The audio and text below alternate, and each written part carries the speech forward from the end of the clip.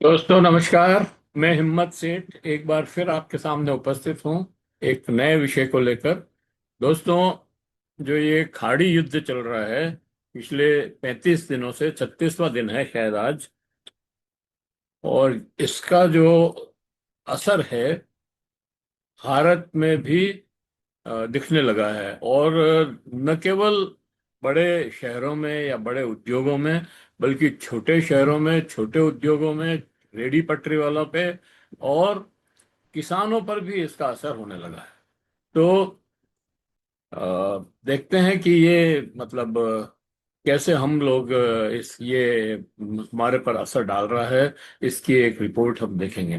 दोस्तों, मैं महावीर समता संदेश यूट्यूब चैनल से बोल रहा हूं। और अगर आपने अभी तक भी हमारे यूट्यूब चैनल को सब्सक्राइब न किया है तो सब्सक्राइब कर लें, बेल आइकन दबाना न भूलें। और वीडियो अच्छे लग रहे हैं तो लाइक करें, फॉरवर्ड करें और लोगों को भी भेजें। दोस्तों, आप जो ये लाइक और फॉरवर्ड करने के लिए हम बार बार आपको कहते हैं, यही हमारा पारिश्रमिक है, या कहना चाहिए यही हमें प्रोत्साहित करता है। तो इसमें आप कंजूसी ना करें।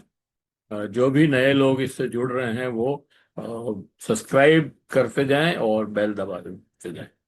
तो दोस्तों, अभी तक हमने प्लास्टिक की पैकेजिंग के चलते नमक उद्योग, मसाला उद्योग व सिरेमिक टाइल्स और फेलस्पार खदानों के पर जो काम ठप हो गया है और उसका जो असर पड़ा है, उसकी बातचीत की थी। इसके धीरे धीरे बेरोजगारी भी अब पांव पसार रही है। लाखों श्रमिक काम बंद होने के चलते वापस अपने गांव लौट रहे हैं। छोटे मोटे धंधे और गैस आधारित उद्योगों पर बड़ी मार पड़ रही है। अ, अब ऐसा लग रहा है जैसे जो कोविड के समय जिस तरह श्रमिकों पर प्रहार हुआ था, अचानक सारी फैक्ट्रियां बंद हो गई थी और लोगों को जाना पड़ा था और लाइनों की लाइनें लगी थी, उसी तरह का एक दृश्य, हालांकि वो उतना गंभीर तो नहीं है, लेकिन फिर भी उसी तरह का एक दृश्य देखने को मिल रहा है कि गाड़ियां जहां रेलवे स्टेशन जैसे आनंद विहार, दिल्ली का जो आनंद विहार रेलवे स्टेशन है जहां से यूपी बिहार की ट्रेनें चलती है अधिकतर, वहां पर जबरदस्त भीड़ है प्लेटफॉर्म पर, सभी प्लेटफॉर्म पर। और गाड़ियां जो है पांव रखने की जगह तक नहीं है, इतनी भरी हुई है। तो वो सीन मतलब करीब करीब फिर से लौट रहा है। या यूं कहें कि अ, इलाहाबाद में जो कुंभ का मेला लगा था और जिस समय जिस तरह की भीड़ दिल्ली के स्टेशनों पर हुई थी, उसी तरह की भीड़ अभी भी नजर आ रही है। लाखों श्रमिक काम बंद होने के चलते वापस अपने गांव लौट रहे हैं। छोटे धंधों और गैस आधारित उद्योगों पर बड़ी मार पड़ रही है।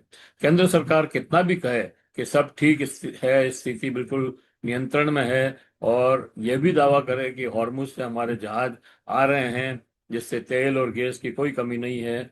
सरकार तो यह भी कह रही है कि रूस और वेनेजुएला से हमने तेल खरीद लिया है, वहां से भी क्रूड ऑयल आने वाला है, मिल रहा है, और हमारी जरूरत पूरी हो रही है।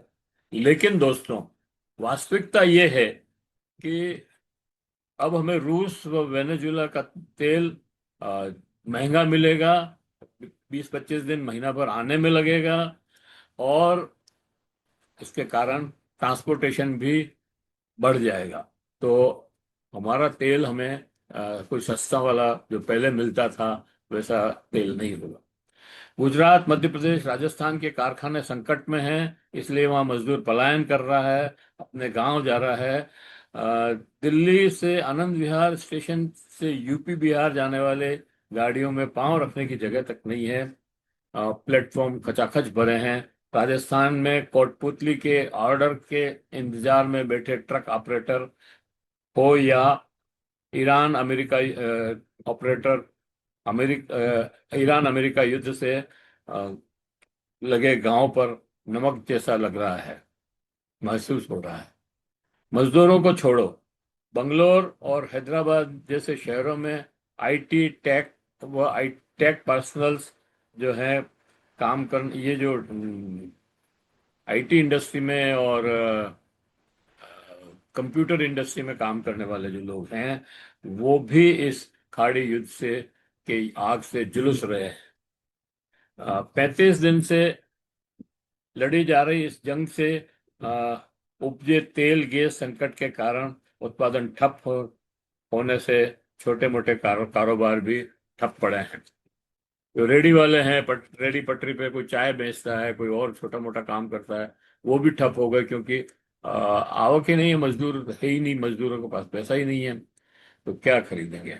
अकेले गुजरात से 5 लाख श्रमिकों के लौटने का अनुमान है। सूरत का के सूरत मोरवी मोरवी में 400 सेरेमिक टाइल्स फैक्ट्रियां यूनिट बंद हो गई है, और इंदौर का प्लास्टिक उद्योग पर संकट छाया हुआ है। यहाँ पर उत्पादन 1/4 रह गया है।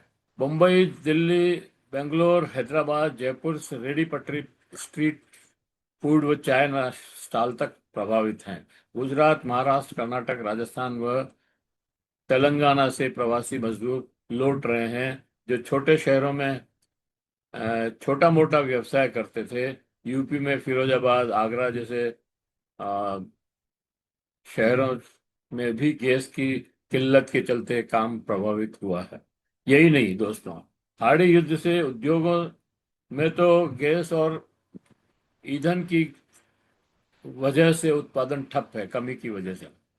लेकिन खेती बाड़ी में भी आग से खेती बाड़ी भी खाड़ी की आग से बच नहीं पा रही है। एक तो यूरिया और फास्फेट खाद खाड़ी देशों से आयात होता है, और हॉर्मुज का रास्ता बंद होने से इस रास्ते से आ नहीं पा रहा है।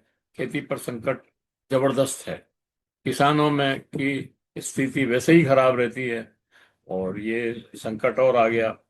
यूरिया तो ईरान से ही आता है, फास्फेट मोरक्को से आता है, तो अब क्या करें। इसका दूसरा, खेतों में फसल का जो उत्पादन हुआ है वो भी पड़ी हुई है, वो मंडी में भाव ही नहीं मिल रहा। निर्यात बंद होने से किसान परेशान है। बासमती चावल और को छोड़ भी दें तो अभी केवल महाराष्ट्र की बात करते हैं, नासिक का जो प्याज है, प्याज का उत्पादन किसानों के घरों में प्याज के उत्पादक किसानों के घरों में सन्नाटा है, क्योंकि ये फसल पूरे साल की कमाई होती है। लेकिन मंडी में पिछले साल से आधी दरें भी प्याज की नहीं मिल रही है। युद्ध के चलते प्याज का निर्यात नहीं कर पा रहे हैं, और इस पर बहुत बुरा असर पड़ा है। हालात यह है कि प्रति क्विंटल 800 से 1500 रुपए तक का नुकसान हो रहा है। माल भाड़ा भी बहुत बढ़ गया है। ईंधन की समस्या ने के चलते किसान मांग कर रहा है कि मार्केट इंटरवेंशन स्कीम MIS के तहत न्यूनतम समर्थन मूल्य निर्धारित कर प्याज खरीद कर किसानों का संकट कम करें। सरकार से ये मांग है। अब सरकार इस पे क्या निर्णय लेती है ये तो सरकार के ऊपर ही है, लेकिन लेना चाहिए सरकार को। इस संकट के समय भी अगर वो उत्पादक माल नहीं खरीदती है उत्पादन, तो फिर किसानों का फायदा क्या है। तो दोस्तों, ये कुल मिलाकर के हमारे उद्योगों पर और खेती पर जो इस खाड़ी युद्ध का असर है, उसके बारे में हमने आज बातचीत की। आपको ये वीडियो कैसा लगा हमें कमेंट बॉक्स में बताएं। अगर अच्छा लगा हो तो लाइक करें, फॉरवर्ड करें, और लोगों को भी भेजें। और अगर अभी तक भी आपने हमारी यूट्यूब चैनल महावीर समता संदेश को सब्सक्राइब न किया है तो सब्सक्राइब कर लें, बेल दबाना न भूलें। जय हिंद, जय भारत। मिलते हैं फिर और किसी वीडियो के साथ।